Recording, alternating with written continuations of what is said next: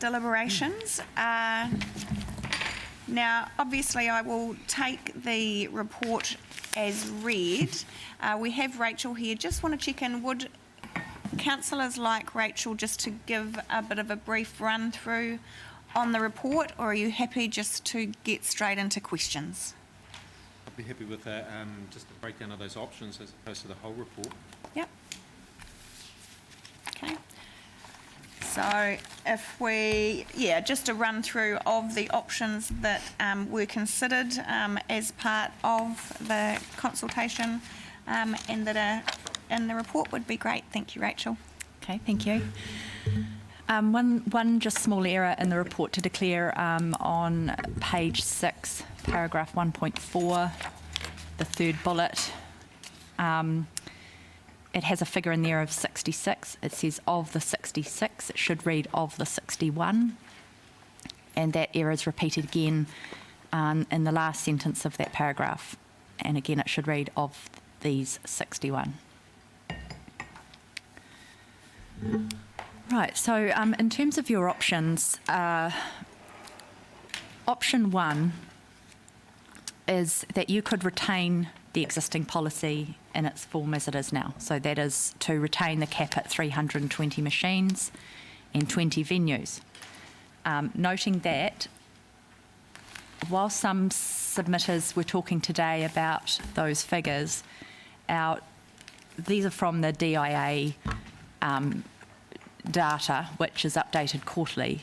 And so that DIA data hasn't been updated to what our real data is right now, and that is that we have 19 venues and 289 machines. And as I mentioned in the report, that's because the Friends Bar licence was released. So the option 1 is retaining the status quo, the 320 machines and 20 venues, even though we're at 287 machines, 289 machines and 19 venues. And retaining 2 TAB venues. That would also retain the relocation policy and your club merger policy. And you would also retain the restrictions on new or located venue locations to those that are in the policy now, and with a cap of 3 in Taradale. Then option 2, which was the proposed option that you consulted on, was that we decrease the number of venues and gaming machines, and we cap it at 298 machines, which was at the time this consultation went out, was the number of machines we had, and 20 venues. And what that means is that if there were to be any more venues or machines, they couldn't surpass that cap. It also retains the relocation and club merger options as in the current policy. So everything in the current policy remains except for those caps reduced to 298 and 20. And then option 3 is a sinking lid policy. And this is where if there was any licences or gaming machines released or where the licences were not renewed, then through natural attrition there would be no replacement of those machines or venues. With option 3, you can also choose to retain or not have the relocations and or the merger clauses. In fact, in any of those options, you can decide whether you wish to retain relocations and mergers or to not have those clauses. Thank you, Rachel. Just a couple of questions from me. I noted in one of the submissions today there was mention of there being 4 venues in Taradale. Would one of those, however, be the Taradale Club, which sits outside of the suburban commercial zone? I'm just trying to ascertain. Yeah, okay. That's correct. We've got 4 current venues in the Taradale district, but but only 3 within that commercial zone. Yeah. Great. Can I ask a follow-up question to that, Your Worship? There was also mention of one in Mariwa. Do we know? I can't think of a venue in Marewa. No, you've currently got, at the time of writing this, there were 2 venues in high deprivation areas. With the removal of the Golden Chance, you only have now 1 venue in a high deprivation area, and that's Beveridges on York. Thank you. Excuse me, Your Worship, through the chair. Rachel, I'm just appreciating that we're live streamed and some people may not know the history. And can you give us a brief rundown on the Golden Chance and what happened there, please? From memory, the licence was up for renewal and it was opposed. And a hearing was commenced, and it was the decision was held, and then the Golden Chance licence was sold to another operator, and those machines have gone to a venue in Ahiriri. Thank you. Okay.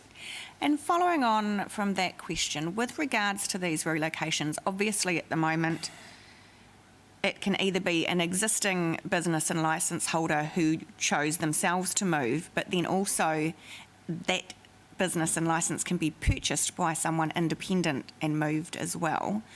So would it be possible to introduce into our policy that a relocation could only occur with the existing business and licence holder as opposed to it becoming available for purchase from another party? Is that something we could consider as part of our deliberations? You can, and that is the direction that Hastings has gone in some way, in that they have said, they've been quite restrictive on their relocations. They have said that only if the property is damaged or fire or, you know, some structural integrity to the building, that it needs to be relocated, and it's been relocated with the current owner, then it can be relocated. Then they've then also allowed for a small portion of the area of relocations back into that district. So they've said within the Clive area and one other area I can't recall, if a venue wants to relocate within that area, it can.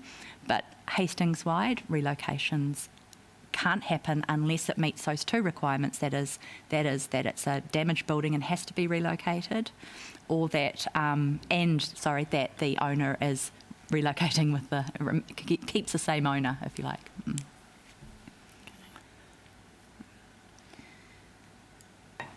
I've got further questions, but I'll open up for others to have an opportunity. Councillor Tapani, followed by Councillor Crystal. Nice, easy one, I hope. I've got a number here. I'm just glancing them out as we go through. But looking at options, and I think you may have already answered this, but can we place a stage reduction on attrition, set a lower cap or a reducing cap that continues to get lower within a 3-year review period, or can we only change those measurements or benchmarks at the review? Yes, at the review. It's required to undergo the special consultative procedure whenever you do a review of your policy. So you can do a review of your policy more frequently than 3 years if you wish, Okay. but you do have to do the full consultation process when you do it. So you can only make those changes on consultation with the public. All right.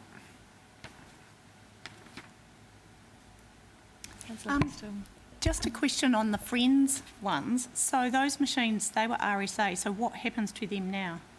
Those 9? As I understand, they haven't been applied to be transitioned anywhere else. So Oh, yeah, okay, yeah. Thank you. Sorry, I've got my expert here that I turn to.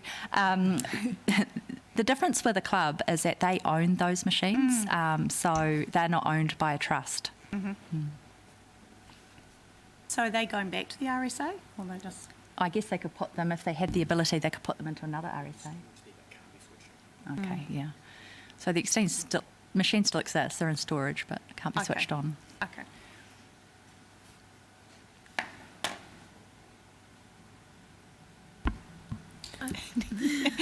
You look deep in thought, Deputy Mayor Brosnan. Thank you, Rachel. I suppose I'm just trying to get my head around the nuances of all the levers we have to play with. Would it be fair to say there's kind of 4 headings to the levers we have, and that's the number of machines, the number of venues, relocation, and some of the nuances of that would be good to tease out, and mergers. So does the Act allow us any additional levers to those? Well, the policy that's provided for in the Act for territorial authorities, no. But under, well-being of your community, yes. But your policy can only, under the Gambling Act, can only consider those things. So where they may be located, how many venues and machines will be permitted, whether they can be relocated, and would you consent to club mergers? And if you did, how many machines would you permit to merge up to a limit of 30? And just to follow on from that, Your Worship, the lever we have around where it can be located, so the location, can that be linked into the mergers and relocation conditions? For instance, and I think this is what you're saying Hastings has done, they could say you could only relocate within, say a radius of where you were, some Ks or something like that. Is that an option available to us? They're usually linked to zones under the district plan, which is what Hastings have done. So they've said the Clive, zoned area.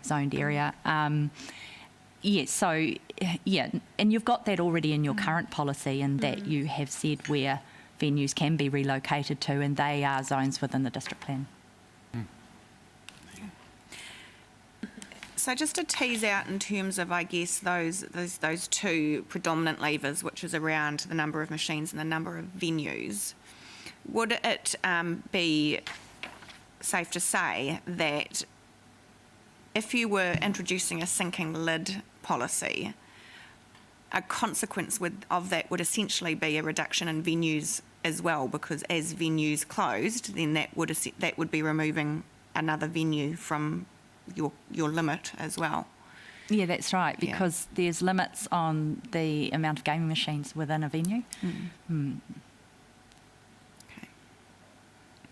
So I guess just obviously a reminder for...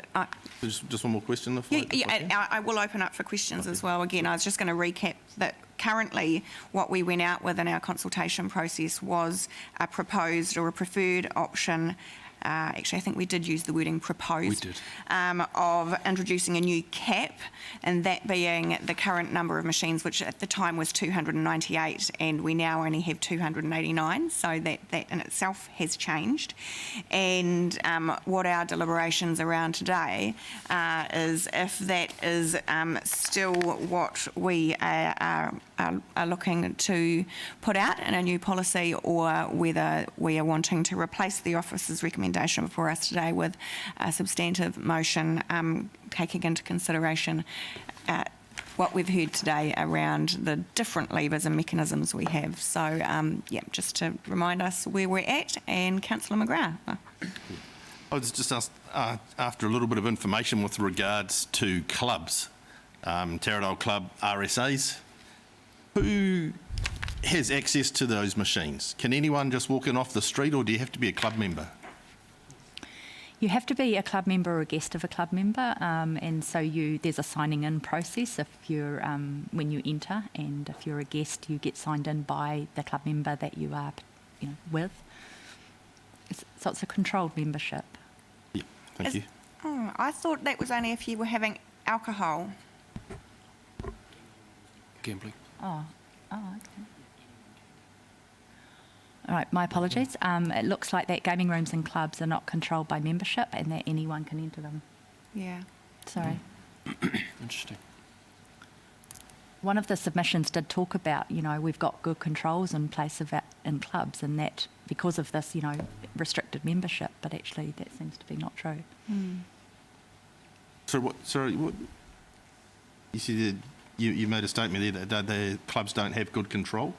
What I'm saying is that one of the reasons that they said that they had good controls was because of restricted membership, but actually the gaming rooms themselves can be accessed by anyone. Councillor Simpson. Yeah, just want to clarify the statement of proposal. Version that we have in front of us on the agenda, I just want to take us down to the proposal on that page 15. And we go down to the bullet points, and it says a cap of 3 machines in the Taradale area. I think we need to be certain that is 3 venues. Is that correct? Yeah, that's correct. Yeah, okay. I just wanted to make sure before we moved on that we had that clear. Good spotting there, Councillor Simpson.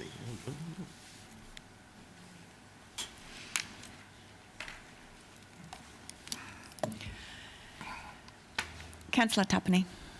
It's a bit of a sideline question. There was a comment made by Martin Chair, one of the submitters, around a risk assessment and to provide options. That was just before lunch. Have you or any other staff got any viewpoint on the risk assessment that was proposed? I'm not aware of any risk Okay. assessment, no, All right, sorry. I'll go back at the stream. Two questions, if I may, Your Worship. The first is, it was great to have those 4 things pointed out. By extension, as we're working in this space and trying to improve, I guess, the outcomes, are there any mechanisms available for us to be able to extend our ability to participate in this? So, for example, when we go in to check, do we have the ability to check a gambling den? So our liquor licensing inspector is the person who's inspecting licensed premises for compliance with the Sale and Supply of Alcohol Act. They are then located in the same venue as the gaming machines. But gambling inspectors under the Department of Internal Affairs are warranted to carry out inspections and compliance work for, to ensure that those rooms, those gaming rooms, are being operated in accordance with the Gambling Act. However, if the Council's liquor licence inspector is there as part of their duties and observes something that would be in contradiction to the Act, then they could definitely pass that, and they do, to Internal Affairs for their action and follow-up. Yeah. So there is quite a good relationship between our liquor licence inspector and the DIA gambling team. And that's working well. That's working well. There's no gaps in the provision of that service or identifying need. I think their relationship works well. I can't speak for how the gambling inspectors and the efficacy of their work. Yeah. Cool. Thank you.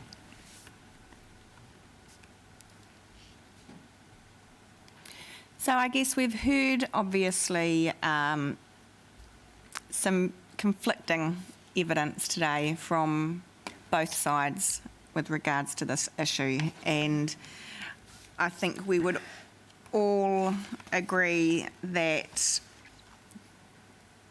to a large degree this particular issue does come down to a conscience vote, and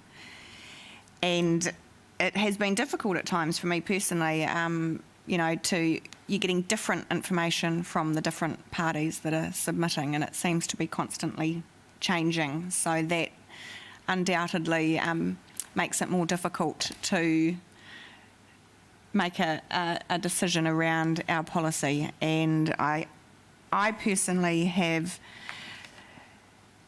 reached a point where I think it's about us deciding what is within our mandate and what is within our control, bearing in mind that there's many parts of this puzzle that do not sit with us as a TLA. And so what levers do we have available for us to assist our community and to protect our community? Based on what I've heard today, I would actually like to propose that we move to a sinking lid policy. And I would also like to propose that we strengthen or make more restrictive the relocation policy, so that we don't necessarily have situations like we've just recently had with the Golden Chancellor, where there was an opportunity for those machines to be moved and purchased by a new business and moved to another part of the city. So I'd just like to, without actually putting that formally into any motion at the moment or recommendation at the moment, I just want to put that on the table and open that up for discussion. Councillor Tapani. I suppose support the suggestion that comes from the Chair. Can we go further? That's really a question to staff, actually. Can we do more than that? Or is it possible, for example, for us to be able to say, actually, we want to take a strong position on how this is providing harm in our community, and we're going to prohibit, although prohibition doesn't work. I'm just building a scenario. Can we go further than the 2 options provided to us by staff, or are we, as the Deputy Mayor pointed out, only got those mechanisms to work with?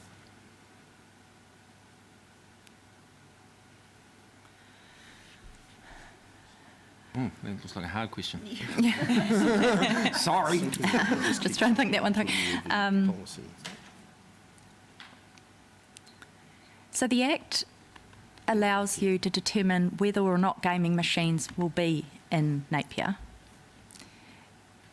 The Act came in 2003, and the first policy under that Act set that gaming machines would be available in Napier, and they have been with every policy review since. So those venues and those gaming machines are established. That's not to say that you don't have the power under the Act to say that you don't want gambling in Class 4 gambling in Napier. But the reality of achieving that, I think, would be through the sinking lid provision over a course of time. I think that's how you would take that stronger path, but it would take time to achieve that. Councillor Crystal. I'd like to support what the Mayor's put forward. I think today we heard from our community, big time, about what gambling harm does. There were some really strong submissions, and that's what we're here for. We are here to represent our community, and I think that sinking lid, it's not going to happen overnight. It's not going to happen very soon, but I would like to think as part of this council that we make a stand on this. Okay. Councillor Mawson. Through the chair, how I've tried working this out for me personally is I've looked at the things that weren't actually contested and I'm kind of forming my opinion on that. What wasn't contested today was the fact that sinking lids don't actually work. In the sense of the statistics say that even if the machines go down, the gambling is the same, still the same average, on average. The information we received from Robin, which wasn't contested, his research into the fact that we have a lot of machines per capita. And also that wasn't contested was the fact that one submitter who was for the sinking lid actually said we were 7th in the country for the amount we spend, and Patrick actually said 10th. Yeah. So what we're actually saying here is that sinking lid doesn't work. Per capita, we have more machines in Napier than any other TLA, but we're 7th and 10th for spending. So that would suggest to me that we're actually spending less in this area in Napier than other TLAs. That's what I got from that. Councillor Simpson. To you, Madam Chair, I'm more or less speaking against your suggestion. I believe the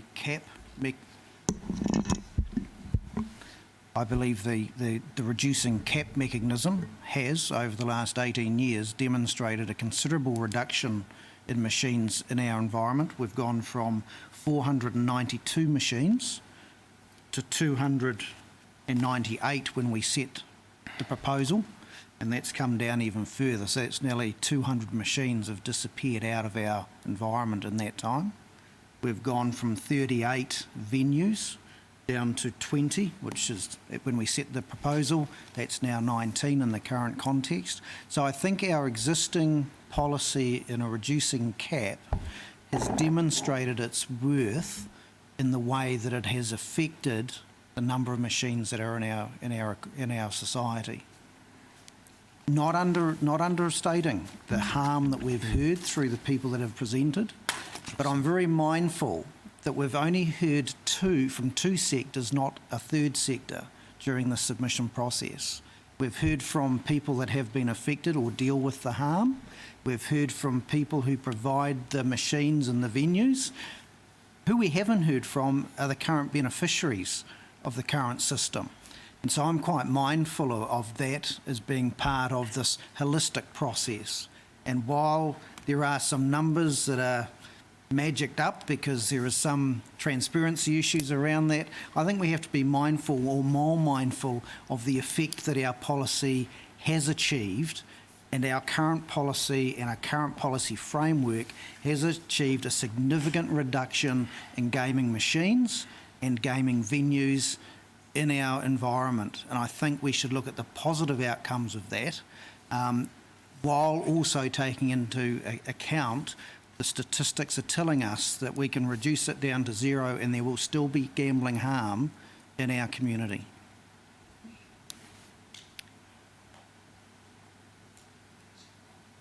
Deputy Mayor Brosnan? No, don't look at me yet. And I guess so just giving Deputy Mayor Brosnan and Councillor McGrath a moment to collect their thoughts. Yes, I agree, Councillor Simpson, that we have had success with the previous cap methodology. However, the reality is we still have far more gaming machines per capita than a large majority of other TLAs around the country. So the question to me is that working quickly enough? And would a sinking lid policy be more effective in terms of bringing us more in line with other parts of the country? For you, Madam Chair, the risk with a sinking lid is licence holders hanging on to their licences and their machines for the sake of hanging on to their licences and machines, rather than relinquishing those licences for someone who may be able to provide better venues and better support.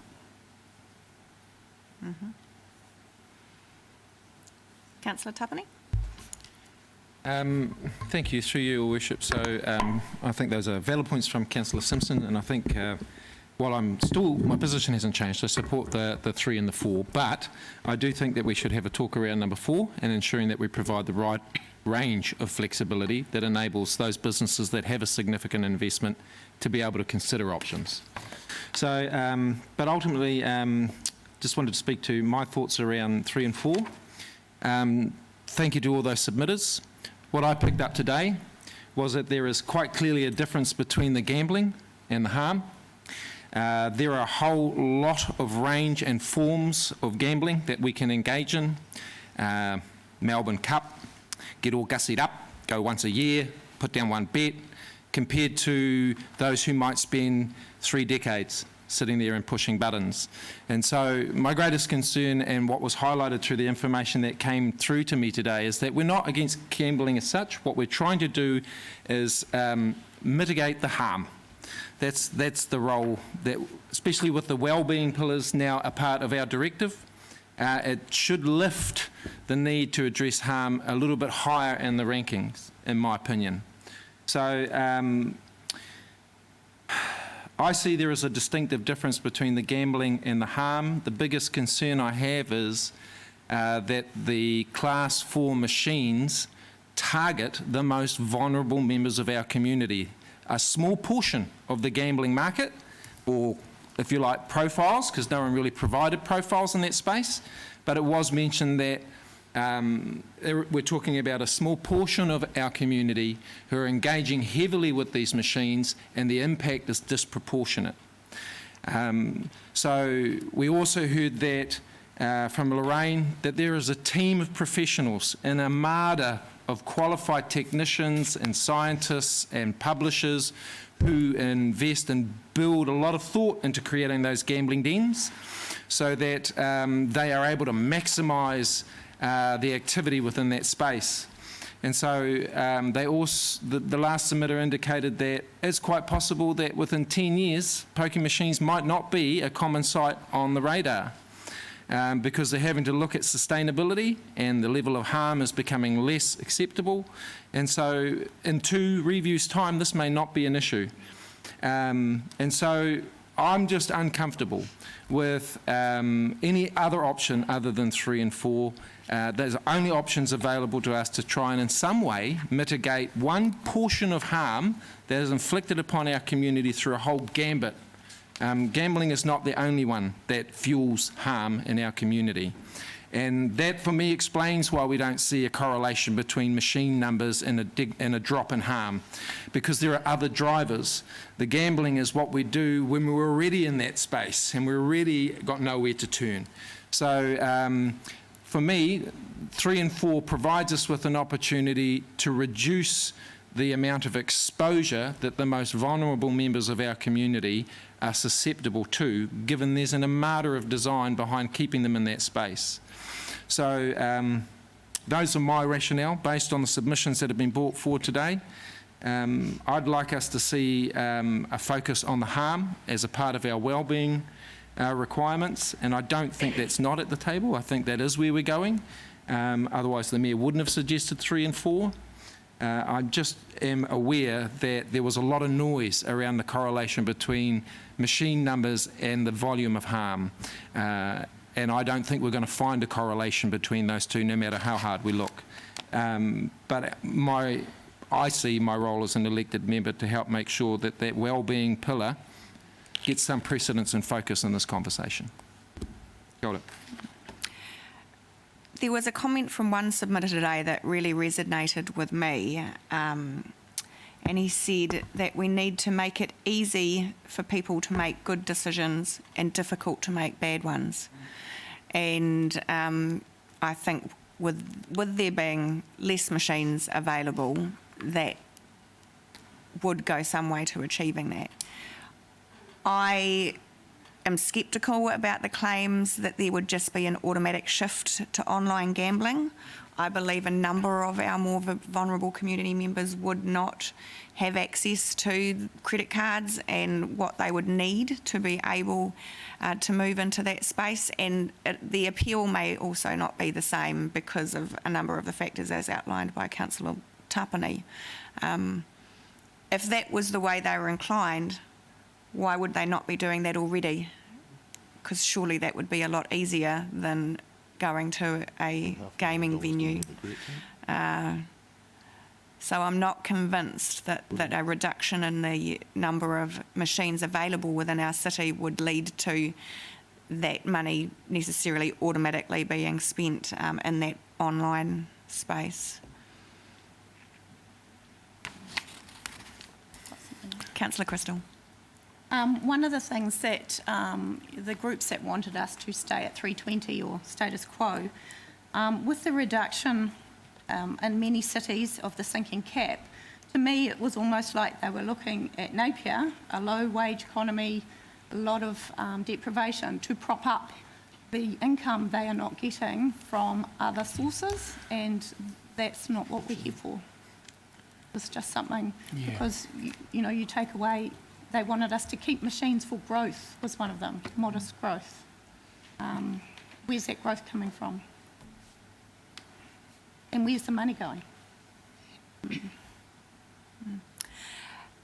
Something else I'd just like to put on the table for consideration as part of our deliberations as well is whether we would like to add into our resolution around a remit, putting a remit forward to LGNZ to lobby central government around producing a budget and timeline for the replacement of gaming grants with some government-funded grants, so that we can have a conscious shift away from the fact that it's these grants and these funds that are being used to fund some of our, community organisations that are most in need. And I think that's the real dilemma for a lot of us, is we know that there is good happening within our community from these funds. So if there could be a different mechanism and funding source, I think that would go a long way to appeasing many of our moral dilemma that we're having in terms of reducing the community funds that would be available if we reduce the number of gaming machines available. Through the chair, would you suggest we go further and mention the TABs and other gambling organisations that fund the community, or we just do class 4 machines? That might be a question for council officers, I guess, because at the moment those other types of gambling venues don't necessarily sit within our mandate. So would we have the ability to influence within remit process? Could we include those as part of the proposition?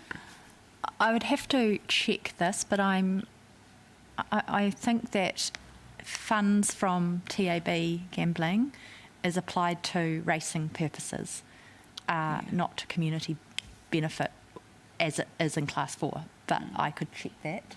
But I'm pretty sure that those funds are applied to racing purposes, just as clubs are applied to club facilities.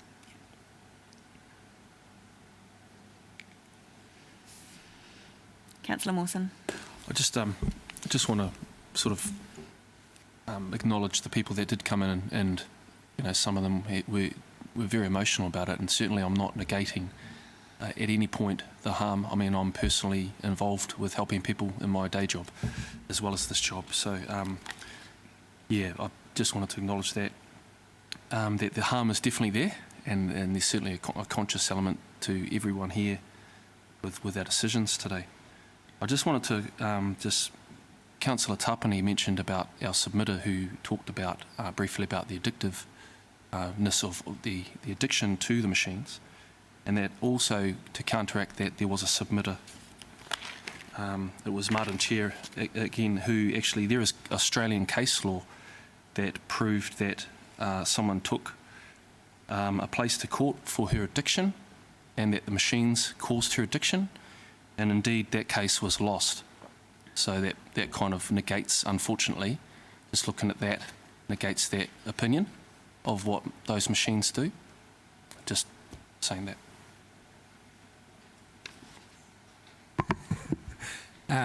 Just by way of response, Your Worship, I did note that submitter's comments, and I curiously looked up online, and it didn't provide details as to why the case collapsed, except that the terminology used didn't provide a good legal grounds to take the case forward.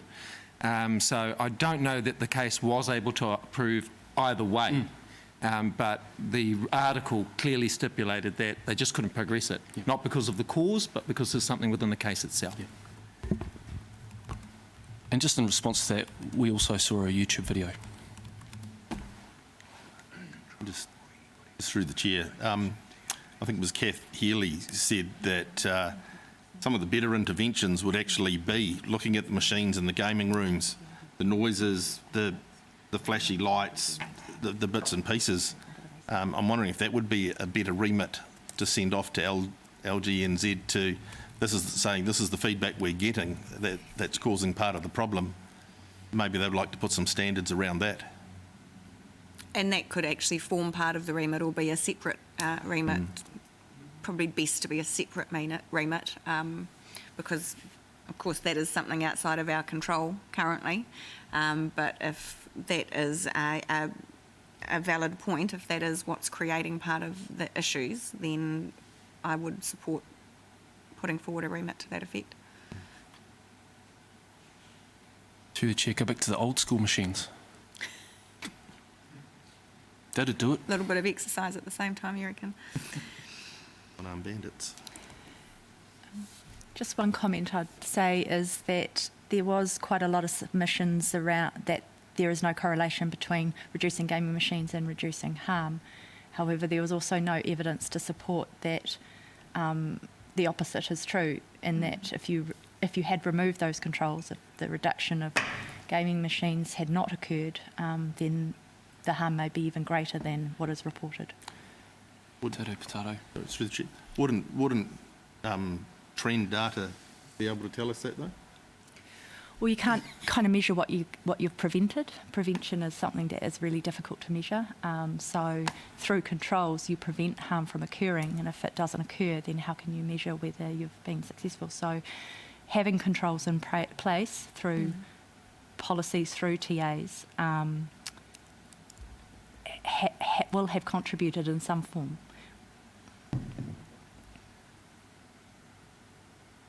Hi. Data shows it's got worse. You know, what is the one thing that we know for sure out of the levers and the actions that we have, and that is that reducing the number of gaming machines and venues does not reduce harm. We heard from one of our submitters that prohibition doesn't work. I think it's fairer to say that prohibition won't work for everyone, but prohibition would work for some. And I think being that we have such a limited number of levers to pull and options, I've kind of got this one saying going around in my head, and you'll all know it, and it's, that the only thing evil needs to triumph is for good men to do nothing, and in this case, good men and women. And I think that the only lever we have is venues and gaming machines, numbers really, and how they're managed. And I think if we were to do nothing with that, I don't think anyone would stand up and say gaming machines aren't evil. They are, right?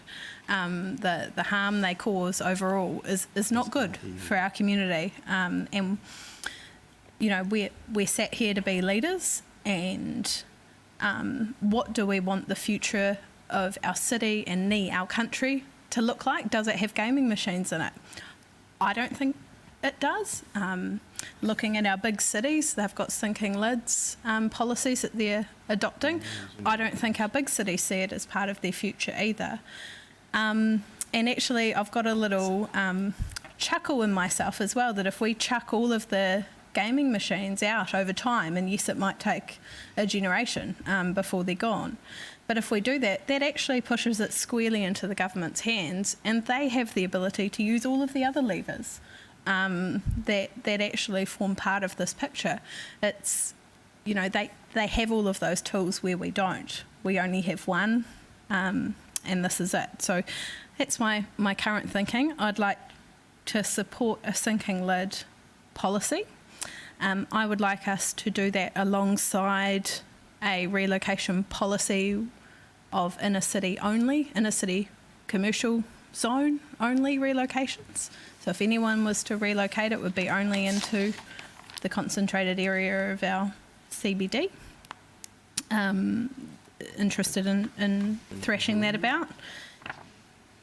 I'd like no mergers. I don't think that's good to increase the number of machines in any one venue by allowing mergers. I'd like us as Napier City to adopt a policy around the way that we interact with gaming and with gambling in general. So the way that we sponsor events that may have a gambling component. We've seen that we've done that in the past, and the way that we apply for gaming funding. I think we should have a good think about our interaction with that as governors. I like that we're aligning with Hastings. If we did something like that, I think we're a small enough part of the region that it makes sense. I also like that we're aligning ourselves with the vision of our larger cities. Personally, I'm happy to jump on board with the government and some sort of funding of community organisations into the future that allows contestable funding, as the gaming machines do. The amount of money that we heard from one of our submitters that they put back into our community is $2 million. I can see us easily being able to raise that money amongst philanthropists, trusts, ourselves, etc., to get into that space. On the remits, I just have going around in my head, tell me the last time a remit to LGNZ worked, but I think action will work, and if the government becomes the sole person in that phrase who has a lever to pull, then that forces them into action. My experience is remits from local government New Zealand do not force them into action. So, what does our vision look like for our city? Does it have gaming machines in it or not, I suppose is the question. Thank you. Very well put, Deputy Mayor. Councillor McGrath, before I start piecing together a substantive motion, I just want to give you an opportunity to have some further input. Yeah, I'm afraid I'll offend someone if I started out with what I had this morning. Offend away. But relocation, very, very difficult when we say, just the CBD, because does that exclude Ahuriri? Where in Napier isn't 5 k's away from a deprived area? Is it relevant? If we're told that people will travel 5 k's, is it relevant? I heard this morning too that the DHB received funding to deal with the most harmed, as they do for other things we have out and about. Cars cars cause harm as well, but we don't talk about them the same way. And we're talking about pulling levers. You know, I pulled a lever 3 years ago and technically made it worse from my point of view. So, yeah, it takes a lot of thinking, really.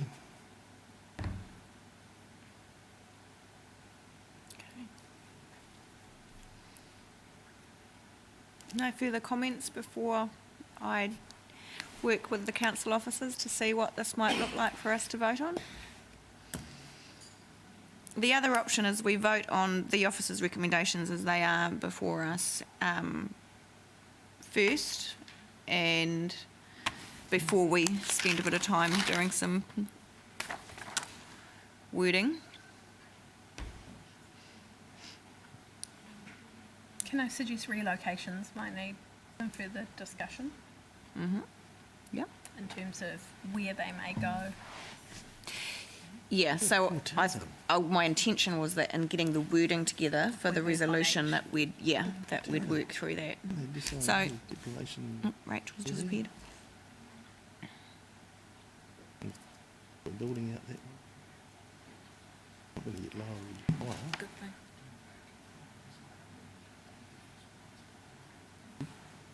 Tears so close. There you go. Throws that whole theory out, doesn't it? Everything's deprivation 10 within 5 k's.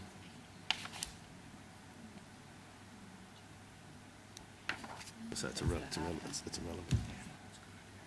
It's irrelevant. Everywhere. There is nowhere that meets the criteria of safe.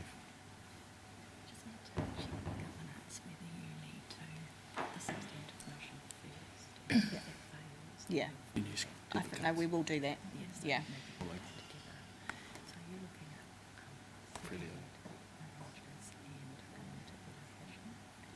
Yeah, and we will just want to thrash out a little bit more around what that relocation looks like. Yeah. And the other people have still got them as well. So what did we achieve? Oh wait, nothing. We made it worse. No? Oh, do we have that? Yep. Yep. Yep. Great. Okay. We'll just take a brief break.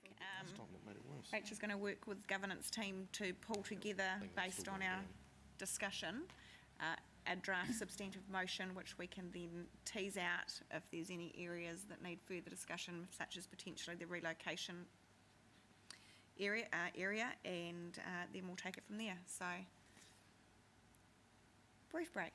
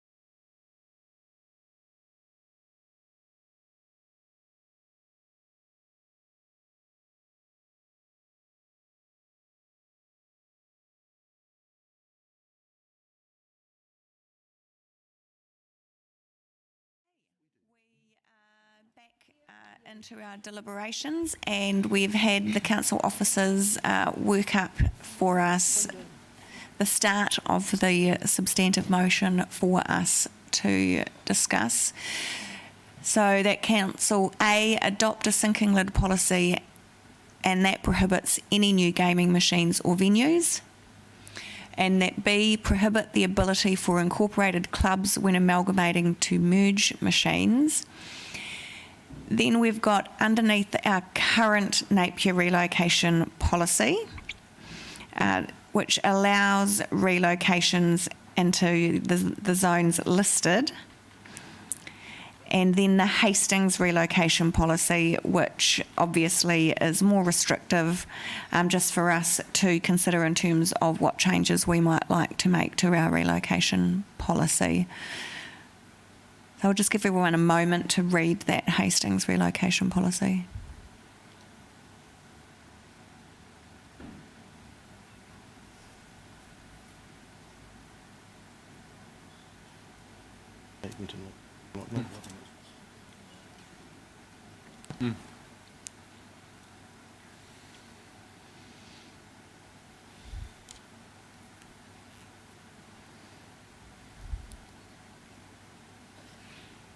Councillor Tapani.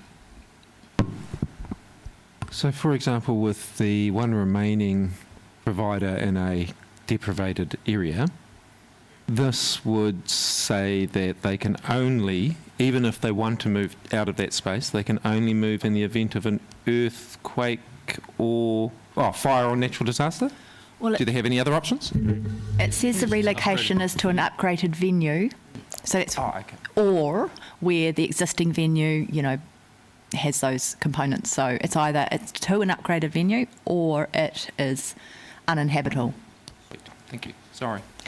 Just a question on that point. Can we define upgraded venue as a zone or a area of deprivation? Like, what does an upgraded venue mean? We don't want them to stay in a high deprivation area if their building's just slightly nicer.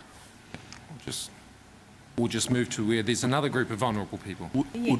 Could we potentially catch them with the point 2 there, where if they choose to relocate to an upgraded venue, that venue would need to be in those areas? Yeah. Commercial zone. Yeah. I actually, just looking at that, I think that's covering, that to me covers most of the bases, I think. I'm happy with that.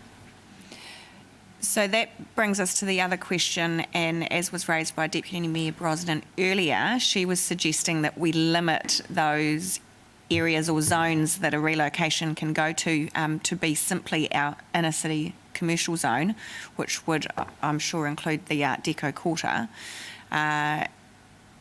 What are the views around the table around limiting that more, or are we happy to retain the areas and or the zones as in our current policy? So what I'm suggesting is that point 1 of the Hastings relocation policy is adopted around an upgraded venue, etc.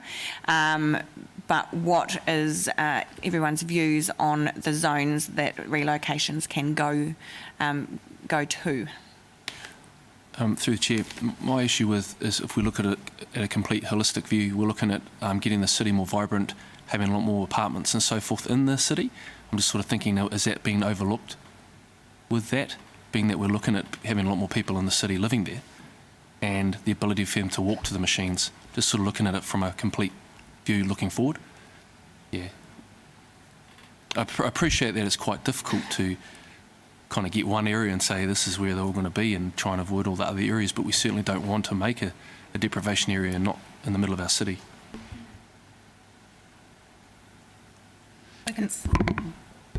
I take that point and I think it's a good one. I wonder if just allowing relocations to the existing zones, so those are low areas of lower deprivation, and keeping all the existing caps as well around like number of venues in Taradale, for instance, might be an option. You wouldn't need the caps because as a venue closed under a sinking lid policy, sinking there lid. would be no ability for a new venue to open in that location. So Yeah, just keeping in mind the conversation around relocation, for instance, you wouldn't want something in Oh, a I lower see. deprivation So- area to move into an existing okay area, as long as the cap was still met. So you couldn't have, say, a fourth venue come into Taradale just Yeah. because it was moving from a lower deprivation. Yeah, area. okay, yeah, good point. But through you, Madam Chair, our current policy, we state a cap for Taradale. We don't state a cap for the other areas. So my question would be more along the lines of, we've already identified the zones where we indicate it's okay to run a gaming room. Why would we want to limit that further? Are those zones or some of those zones not now appropriate going forward for spaces for gaming rooms? Is that the point that you're trying to make? Because if that's the case, then maybe we need to take them out of the policy at this point. And that's the exact question I'm asking, whether we're happy with what we have previously identified as being the zones that gaming venues can be located, or whether we do actually want to restrict that further. So the little map that I've just, Richard's passed around was actually for psychoactive substances, just in case I needed it. But that little area is the inner city commercial zone. Emerson Street, that's outside of that inner city commercial zone, is your Art Deco quarter. Then you've got the fringe commercial zone, which is a step out again. And then you have your Ahuriri area and your industrial area and West Quay and Taradale. So that's what you've got currently. So you've got the inner city commercial area, the Art Deco quarter, which is like the Emerson Street area. Then you've got the fringe commercial zone, which is coming out of that CBD a little bit. You've got Ahuriri mixed use. You've got your main industrial area in Onikawa. And you've got West Quay and Taradale. So that's what you're currently allowing the places to go into. And if you just reduced it to your inner city commercial zone, that's in that small box, which do you want them in there, you know? Yeah.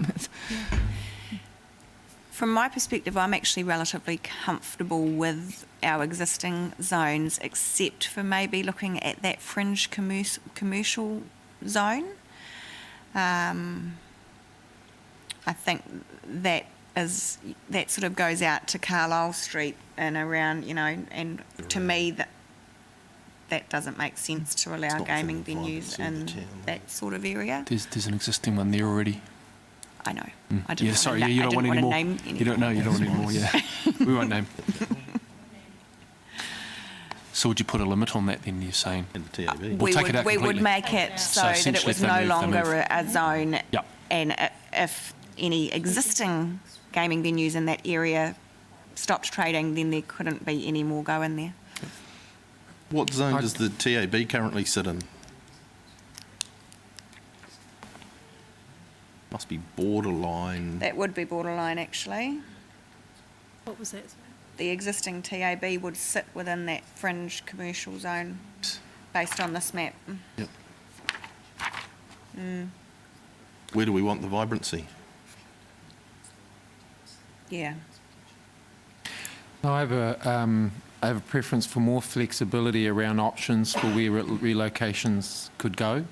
I understand the conversation, but if we think back to some of the submitters where there has been mergers in the past and an increase in machines, there's been a concentration of social harm not only in relation to their business, but in the neighbouring area. So we see that happening now with transitional and emergency housing, where we have a concentration of people living in hotels, which brings a concentration of social problems. And so there's an aspect of me that would love to see this herded into a corner so that we can keep good eyes on it, and that's not really our role, I don't know. But actually, if I was a business owner and I was carrying several $100,000 worth of debt to keep that facility open, I would want to know that I have options because I've invested in that business. Outside of the gambling and the harm side of things, there's the ownership of the business and the cost of that liability and the carrying of that debt. And so I would prefer to see that we provide a range of options that are consistent with the entire policy, so that we're not conflicting any other areas of interest, but still enables a proprietor to be able to consider options rather than being locked into a square block. So would you be proposing that we retain the zones as they're currently listed in our policy? As you've just finished saying before, yes. Yep. Yep.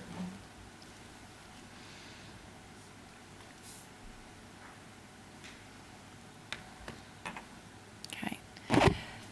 In regards to part 1 of the relocation policy, are we happy for that to be in alignment with the Hastings policy around the upgraded venue, etc.? Can just have a bit more clarification with that. Is that the one that says it has to be fire or earthquake? Just uninhabitable due to, As or is likely to become damaged, otherwise Or uninhabitable due upgrade. to fire and or natural. So my thinking is if a truck runs through the place, can they relocate? If it suffers from water damage that takes months and months, or is that covered? Water damage opposed to? No, not necessarily. Or likely to become damaged. Unforeseen. unforeseen. Yeah. But I thought we were going to use the wording from the Hastings Yeah, resolution. that's what we're looking at. Yeah, well, I'd suggest their wording doesn't. So I think what it's saying is that the relocation is to an upgraded venue, or where the existing venue has or is likely to become damaged. So a truck going through it has come damaged, or is otherwise inhabitable Oh, okay. through. Yeah. So it's the ors. You've got to count up the Or in ors. there. Yeah. Okay.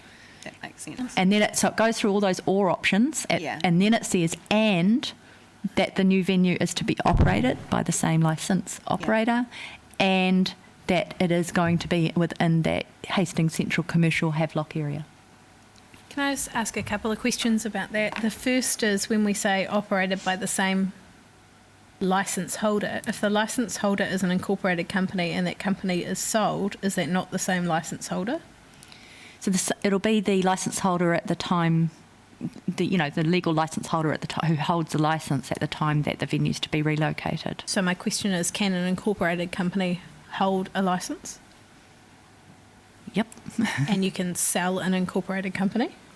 Yes, but whoever is the owner, so if they've sold it prior to the relocation proposal, then it's whoever That's the not owner what is. that says.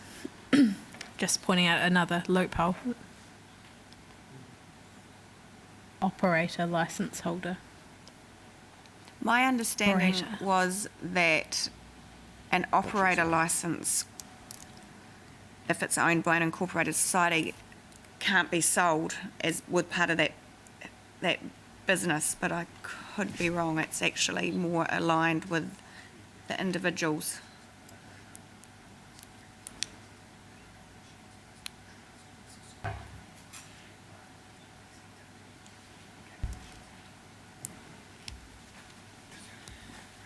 Right, we're really getting into tin tax now. So the liquor licence is held by the individual who holds the liquor licence for that. That is a substantive activity. Then it's the gaming machine trust that holds the licence for those gaming machines. And so if a venue's relocating, the licence holder is the gaming machine trust, but it's dependent on that there being a valid liquor licence to that venue. Yeah. Does that make sense? Yeah.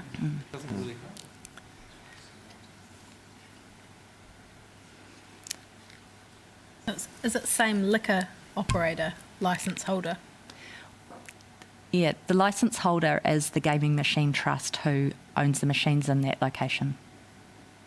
So I guess for clarity around this then, it's actually who holds the liquor licence, which is Liquor important. operator. And can you hold a licence for machines outside of a liquor licence? Is there any other licence that enables you to have machines? No. No. Just alcohol-based venues? Okay. To have good controls. Through the chair, so Rachel, is there a situation where you've got a liquor licence holder that isn't necessarily the owner of the premises? You've got a liquor licence holder who, yes, absolutely. So you will have people who own the building, Yep. and then there'll be people who are tenants in the building who will run the bar, who own the bar. Sorry, no, I mean, is there a situation, like, is it always 100% that the person that owns the liquor licence owns the business operating in there? Or what I'm saying is there a situation where you've got the person that owns a liquor licence but doesn't necessarily run the business?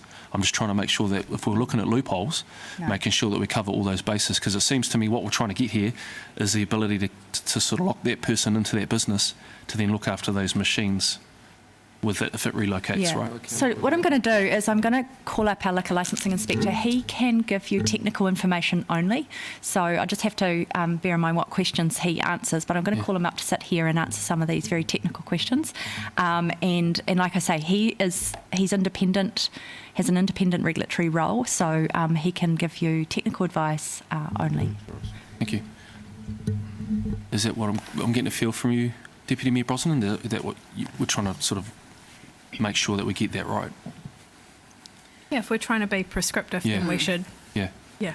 So I guess the clarification that we need is that would the wording of the policy be best that the new venue is to be operated by the same liquor licence operator? Would that achieve Yeah. what we're I think desired that's, outcome? I think that's the detail that we've got to from staff, is that it's the gambling licence is linked to the corresponding liquor licence, and we can't have a change in the corresponding liquor licence owner.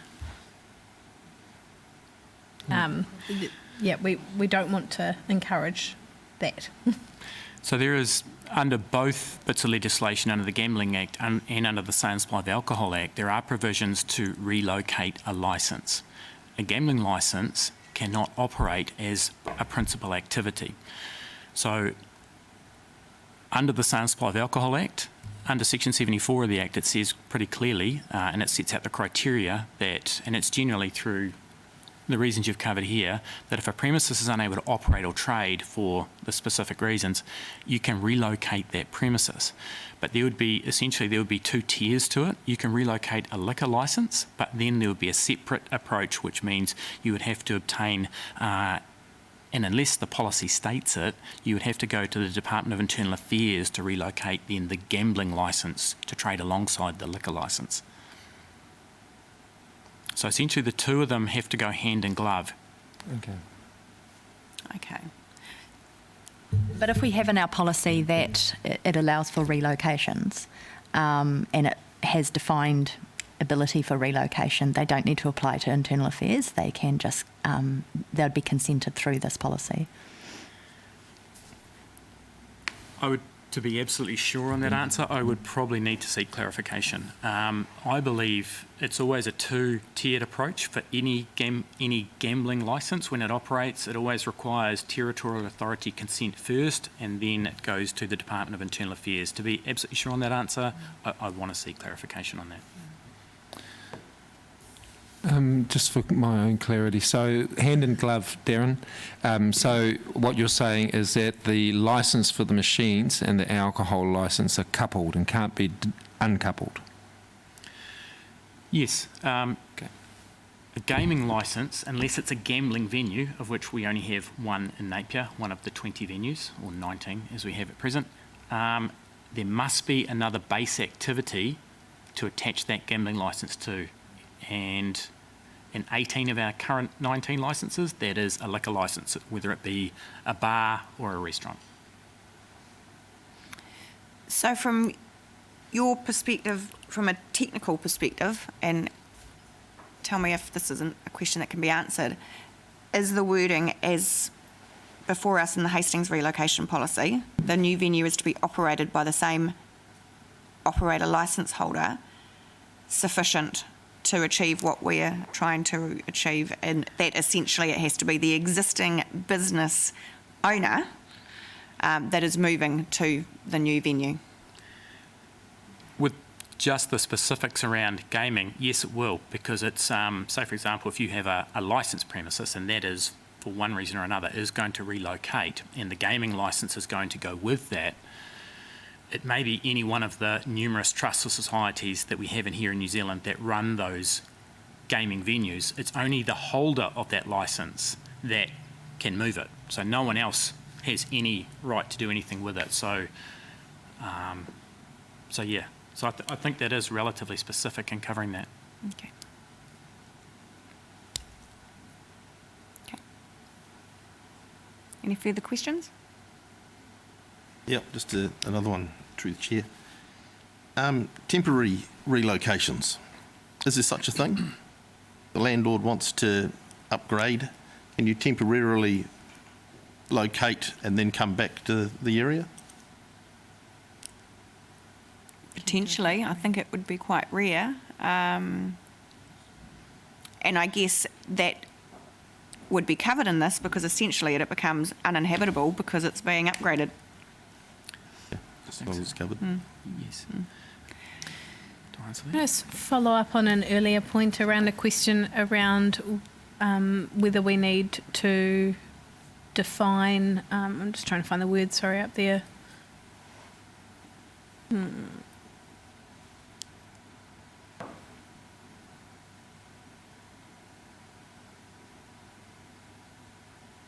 Wasn't vulnerable. Sorry, come back to me. High deprivation? No? Operator?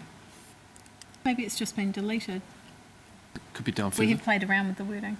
Okay. Right. So my interpretation of where we've landed with this is that we are happy with the wording around the relocation to an upgraded venue, etc., through down to the current operator licence holder. And I would like to propose that we retain the zones that can be relocated to as they are in our current policy, which is in the C part above.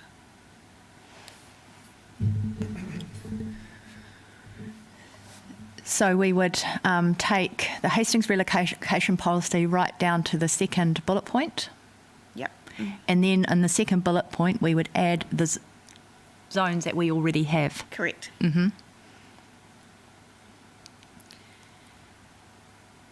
And picking up on Councillor Simpson, or it might have been Deputy Mayor Brosnan's comment earlier, we do still want to ensure that we have caps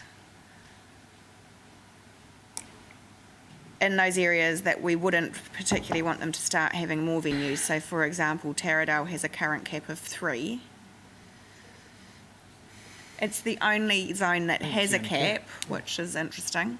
That's the area that's growing. And whether we would want to introduce Won't get caps much in to 3 any years, of those other areas.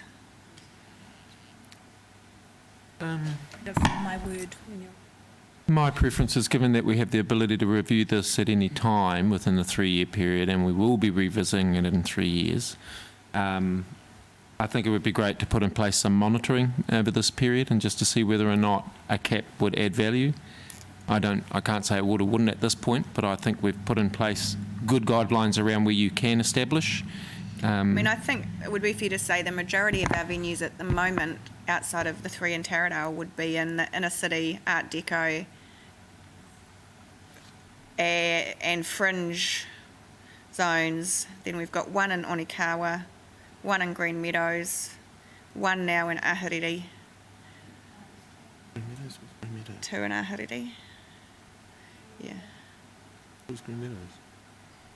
Through you, Madam Chair, probably the thing that goes through my mind is we're mindful of this low socioeconomic areas. There's a lot of social housing currently happening in the Ahuriri area, and whether it is appropriate to either permanently or temporarily cap the number of venues in that area. In Ahuriri specifically. Well, West Quay waterfront and Ahuriri are 2 separate areas. Possibly not a lot different from near the CBD, to be honest. Marine Parade. And I mean, at this point in time, No, I'm temporary. probably happy to leave it just with the cap in place for Taradale. And as Councillor Tapani has suggested, perhaps we just monitor. It's not frequent that these relocations occur anyway, and it's going to become even less frequent with this new restriction that we've put in. So I feel relatively comfortable that just leaving the existing cap of Taradale in place should be fine. for clarity, if I might, please, Your Worship. Under A, could the staff please define for me what is a new venue? I know it seems a rather obvious question, but I have a thought in the back of my mind. So it will be a new bar or tavern that has a liquor licence and then has gaming machines. So the sale of an existing licensee holder with machines is not considered a new business or a new venue? Okay, No. thank you. It could be like an existing tavern or bar that's now decided to obtain gaming machines or to have gaming machines on its location. That would be considered a new venue.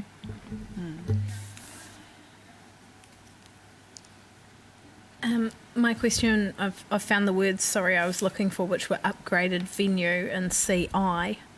But I think if I read it correctly, the relocation must be to an upgraded venue.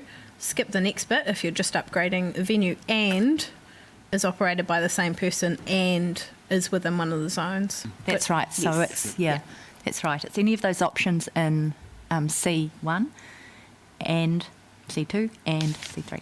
Yeah, thank you. That covers off definition of upgraded venue for me. Yep. Okay. Right. Any further questions? No.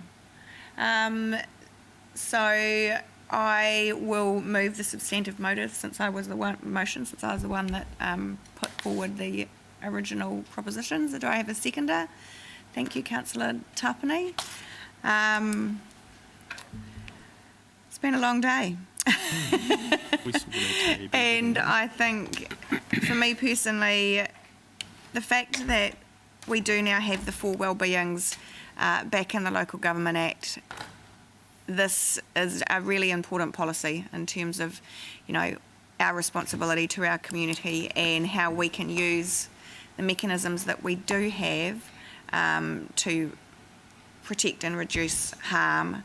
So I'm feeling really good about where we've landed today, and I think I was, quite dismayed to hear that as a TLA we had one of the higher per capita number of machines around the country, and I think it's good that we're aligning ourselves with our major centres and also with our neighbouring TLA. This is the policy that we have to actually have a degree of control around what is happening within our city. And, you know, I think Deputy Mayor Brosnan said it very eloquently earlier when she put it to us, what is our vision for the future of our city. And we don't want to be putting our community members in situations of harm if we have a mechanism to actually prevent that from happening, and I think that's what this policy will allow us to do. So well done everybody. It has been a long day and this is not an easy one. I would actually just like, as an action, I don't think we'll include it in the resolution, but just as an action to take away that we will investigate what we can do in terms of advocating and lobbying central government around changing the funding mechanism so that we're not reliant on grant funding from gambling for all these community groups and organisations. And what was your second suggestion, Councillor McGrath, about the changes, lobbying central government about changes in terms of venue layouts and education, gaming machine design. Lighting, gaming noise, machine design. Yeah, education as well. We can wrap some better words around that a little bit later, Carolyn, but no, very happy with the resolution that we have before us and pleased to be supporting that and moving that. Madam Chair, may I just... Carolyn, can we have that resolution back up? Just while that's going through, is the TAB part still in there? Oh, do we need to retain the cap on TAB venues at 2 or as a Yeah. subset in here? Yep. Yeah.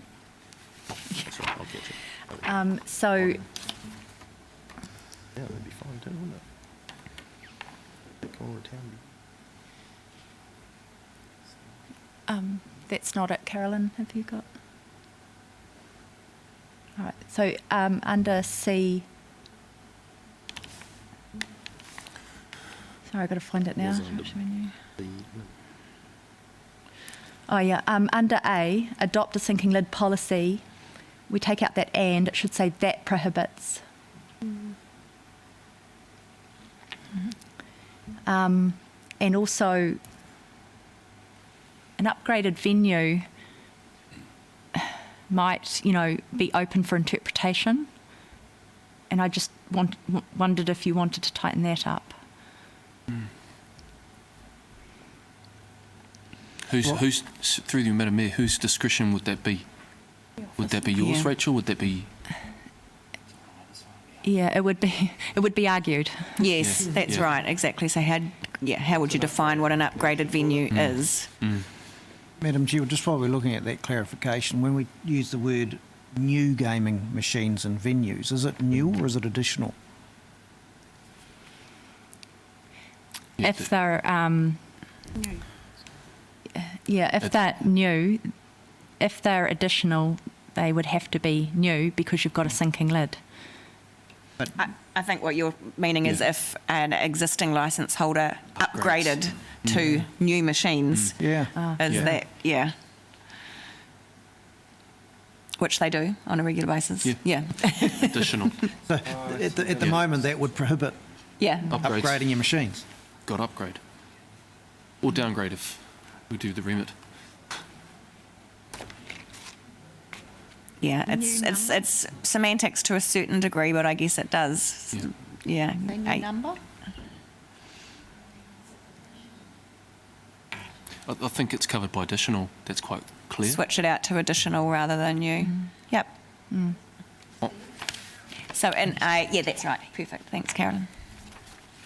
and yep, additional game machines.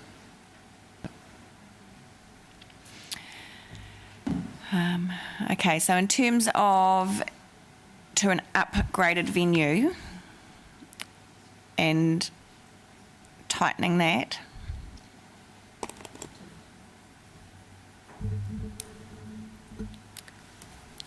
Anyone have any bright ideas on wording that we can use to make that more specific? I mean, what do we mean? Do we mean newer?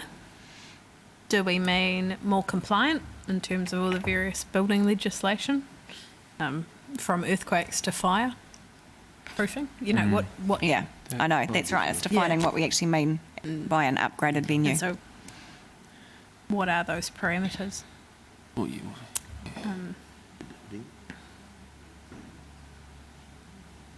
New venue. Venue. The reason that mentioned the term upgraded venue is through my previous experience with the Sale and Supply of Alcohol Act. When I first took on this role, there wasn't one supermarket in Hawke's Bay that had a current liquor licence, and that's because there were wordings in the new legislation when it came out in 2012 which were very broad. And over a period of time, parties on both sides of that spent many millions of dollars to debate it as to what whose interpretation of it was correct. We're trying not to do that. yeah, we don't Been really there, want done court that. cases, thanks.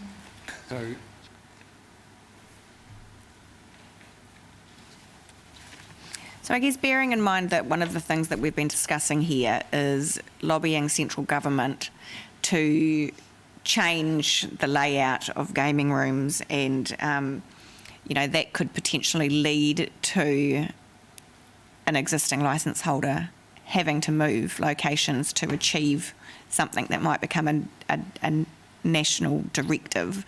So that would be coming from a compliance perspective. The relocation is to a more compliant. Suitable. Suitable venue. Oh, that's even worse. Approved. Just No. Suitable's even worse than upgraded, I think. what do we actually want? Do we mean larger gaming Appropriate. room space? Let's get the thesaurus out. Is that the answer? Is that what improved is? What about it would have to improve the existing licence premises rather than the gaming, I would have thought, since that's the sole purpose of that business, is that liquor licence. It's meant to be. Yeah, I think the intent of the upgraded venue is very much about upgrading the whole premise, the whole business. Yeah. Yeah. So you would assume that the gaming room is going to be upgraded as a result too, but that's not what we're talking about really, is it? It's like that one of the submitters showed us, you know, the sort of where one premise moved to another premise, and it was a much lighter, brighter, more modern facility. Higher standard? Could we just be specific around delegating discretion to the officers? Would I that, guess the problem with that is that it becomes open to challenge from the licence holder as to what defines, yeah. At council's discretion, as Can in, you say council approved? yeah, as in it comes back to us. And I mean, it's not likely to happen very often. So could there be something that could be brought back So to that council? the relocation is to a council-approved Yes. upgraded venue. And then it'll come back to us. I mean, how many have moved in recent times? Even food out of it. Would that work? Would that work? Have we got a list of approved venues? not approved, it's improved? So it could be something like, provided that the relocation is to an upgraded venue approved by council. It's giving discretion to council.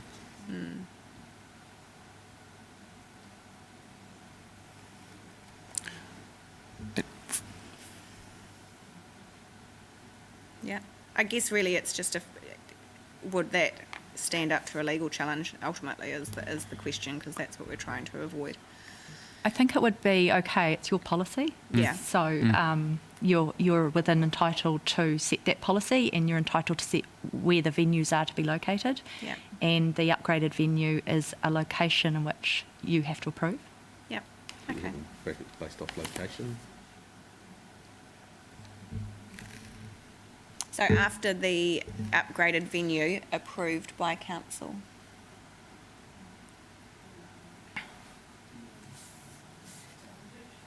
D part 1, the relocation is to an upgraded venue approved by council. Thank you. Yep. Okay. Criteria. Good. Okay.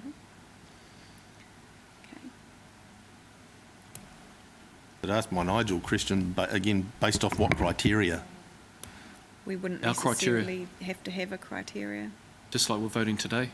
We'd vote on that. It'll be obvious or not obvious, and if not obvious, down to a vote of council. As good as it gets. That's great policy.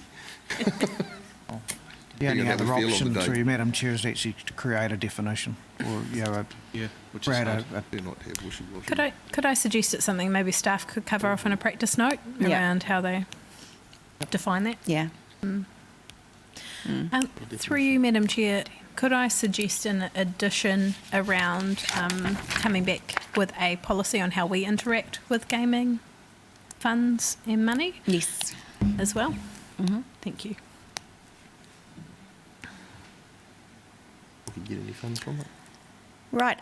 I'm happy with those changes as the move of the motion. Are you happy as the seconder, Councillor Tapani? Yes, I am. Thank you, Your Worship. And did you wish to speak to that, or would you like to hold your right to speak? I'll hold my at the right. end? Thank you. So open up. Would anyone else like to speak to the motion before us? Councillor McGrath. Yeah, I'm going to speak against the motion today. I've got no issues or worries with the B, C and D, but I've had little has changed for me from what I heard 3 years ago that compels me to make changes from the status quo. Reducing the number of machines in the past hasn't actually shown benefits. In fact, for me, the situation has actually got worse. We've gone from what I read earlier of 91 people receiving help to 217 people receiving help. That's a huge leap, and for me, the only change we made was to watch the machine numbers get lower. I certainly accept that gambling harms some in the community, but it doesn't harm the majority, along with everything else we have in our community. There's a lot of things cause harm, but generally the majority are looked after. And I know the DHB has plans, funding in place to help mitigate the harm. The majority can gamble, and they can do it safely, and they do it as entertainment, relaxation, enjoyment and fun. And we have to remember gambling machines are legal and regulated. Currently, under the COVID environment that we're in, many organisations are struggling for funding, and there is nothing currently to fill that gap. And I do feel there's going to be harm inflicted there too to many of the clubs, both sporting and cultural clubs, especially when I read through the money that has come back into what organisations. I just don't think we're ready for that yet. I think, for me, I need a lot better information when I come in 3 years' time if I'm still here. I'd like to be able to see the trends, the money spent, which locations are causing the harm, whether it's from locals or tourists. I want to be able to see the trends, and I want the information to be accurate. Hastings Council had a set that they used, and I'm not sure it was challenged by the DHB. DHB had a set, the gambling associations have a set. Let's get some accurate information to make our decisions. And don't get me wrong, if that accurate information arrives, I'll be really keen to react accordingly. And if it says get rid of all the machines or half the machines, I'll be there. But right now, that information is not there for me to make that call. Thank you. Councillor Mawson. I, similarly with Councillor McGrath, I agree with his sentiments. Certainly the harm is bad. I'd like to speak against the motion. I agree with what we've come to for the relocations. I feel that's been really well debated, and it's fair for all parties concerned. My issue is simply I feel that the central government need to come to the party before we start to see the dwindle of these machines. I feel that they need to take the lead, and they need to provide the replacement for the funding mechanism, as you mentioned, Mayor Wise. I just feel like the money is going to be taken away quicker than it's going to be brought back, and those community organisations that require or rely on this funding are going to miss out, and there'll be a huge gap in the middle. Thank you.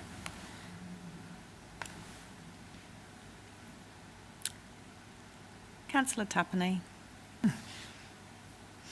Thank you, Your Worship. I'd love to start off by just acknowledging our submitters and the members of our community who have provided submissions, but particularly those who came in and shared very personal impacts and very personal stories. The bravery that they showed sitting in front not only of us, which can be intimidating, but in front of a live stream, actually. So to those particular members of our community who came forward and expressed for them the harm and hurt that gambling has had upon themselves and their families and the services that support them. So would acknowledge what was a impactful moment for me to connect with those who are at the forefront of this harm. So special thanks to those submitters. Also to Councillor Price and Councillor Crown, who have diligently sat here all day to enable us to have this conversation.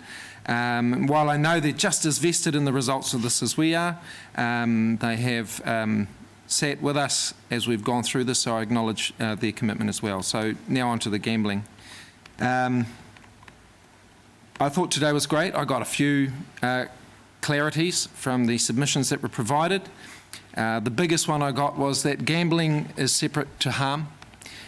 We can gamble in ways that don't generate harm, but clearly our role is to look closely at Class 4 activity, and there was sufficient evidence within those submissions to suggest that while Class 4 machines aren't the huge chunk of activity in the gambling world, and that the link between harm and those machines is tenuous at best, what was clearly demonstrated in the submissions today was that there is nonetheless a disproportionate and significant amount of harm that is left in our community as a result of Class 4 machines, and not just by those who gamble, but by those who have to pick up the pieces.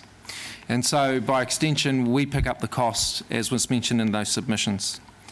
With regards to the funds and the dwindling money coming into our community, I would acknowledge the 4 industry partners who came and submitted today and thank them for highlighting, I don't know if they meant to do this, but they highlighted the fact that despite the changes that are happening within the gambling industry, they're still seeing growth. So where there is growth in a revenue generating business, I would suggest that despite the fact we reduce numbers, clearly the statistics indicate they are still getting money and growing. Removing and restricting Class 4 doesn't restrict any of the other classes of gambling, and those opportunities to funnel money into these corporate citizens is still freely available. I'm really pleased with where we've ended up today. I think that we've sent a message that we recognise the harm that these machines bring and the cost that they bring to us, and that cost and harm does not outweigh the benefit. And I'm grateful to be part of a council that have considered those pros and cons openly. Ngā mihi, Your Worship. Thank you. Ngā mihi. Thank you, Councillor Tapani. And just to finish off with my right of reply, whilst I hear my fellow councillors' concerns about the loss of community grants, the submitters in favour of a sinking lid policy said themselves today that this was a long game, and that this change in policy would not result in a significant loss of machines in the short term. So I don't believe we're at an immediate risk of losing a huge amount of these grant funds that are available. I think it's really important that we signal to central government that we do not support funds that are raised from an activity that is harmful to members of our community, and often those who can least afford it, being used to fund community groups and organisations who are doing good things for our community. And for me, I think that is one of the underlying reasons that I have chosen to support the sinking lid policy today. I too would like to thank all the submitters, both our written submissions and our verbal submissions, and all of the councillors and staff who have been involved today. It has been a busy day and a long day, and yes, absolutely to councillors Bogue, Price and Crown who haven't been able to participate. Thank you for being with us here today. And that being the case, I will now put the motion. All those in favour, please say aye. We might do a raise of hands. Right. Okay, and against? Very good. Not often that we have a split vote, but again, I think that just demonstrates actually the complexity of this issue. So thank you everybody for your input today. It's much appreciated. And would you like to comment? Now that we've voted and a decision has been made, I'm happy to allow the councillors who have patiently watched all day to comment. Absolutely. Thank you, Madam Mayor. It has been quite a day for us, I think, sitting here listening, and I have no more eloquent way to put it but for keeping our trap shut. I really want to commend my colleagues for the debate today and the discussion and the considerations that you made. As Mayor Wise said, it is a very, very complex matter, but obviously the reason why I couldn't participate today is because I'm part of a number of trusts that receive money through gambling trusts, for which I'm very grateful to be able to participate and do the work that we're able to do, which of course is positive. But it lends to another fact that Mayor Wise just alluded to, and that's the fact that the system is broken. It's absolutely broken. The fact that we are relying on money that is coming from our most vulnerable community members is, it just doesn't make sense. And even the fact that some of the industry leaders today alluded to the fact that they know that their industry is going to change, that gaming machines may not be part of their future. Those are slick, clever businesses that we saw today. They know what they're doing. They've got the resource to pivot, for want of a better word. We're all sick of hearing that. But that industry is going to have to change. We don't want to accept the harm that comes with that kind of, the system that is currently in place. I also just wanted to quickly, mahi to those people that shared their personal stories with us. They were really moving. But more importantly, for us to remember, so we get given these stats, 0.1% of the population are problem gamblers. Whilst that might be true, they are members of a community. And that ripples out. We were told that today, it ripples out. So that 0.1% of the community, they're not just the only people that are affected by their actions and their problem gambling. It's their children, it's their whānau, it's their employers, it's their schools, it's their mates, it's everyone else around them. And I think that where we've landed today is just, it sends a very, very clear message that we don't want to stand for that. That's not the Napier that we want to see in the future. And and I just want to commend you all. So thank you. Thank you, Councillor Crown. Councillor Price, did you wish to? Probably best not to. When I listened to it all, it was one vote. Yeah. Councillor Bogue, did you wish? Was one vote. Just to say thank you. It was a really interesting day and lots of good discussion, and the submissions were outstanding. But I'm very pleased with the outcome. It's not exactly what I wanted, but I think you have listened to your community, and you've come up with a resolution that huge number of people who wanted change will be satisfied with. So thank you for that, and thank you also for taking heed of the suggestions about approaching central government and perhaps ourselves looking at our relationship with the gaming trusts in terms of taking their grants. So thank you very much, everybody, and it's been a good meeting. Right. Thank you. I declare the meeting closed.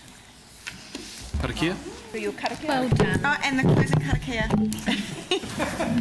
Thank you. I think I have. Oh, it's in the minutes. Ki tau te rangamare. Ki ronga i ngā iwi. Kia piki te ora, te kaha me te mātamatanga, i ngā wā katoa, titei maua. Aura.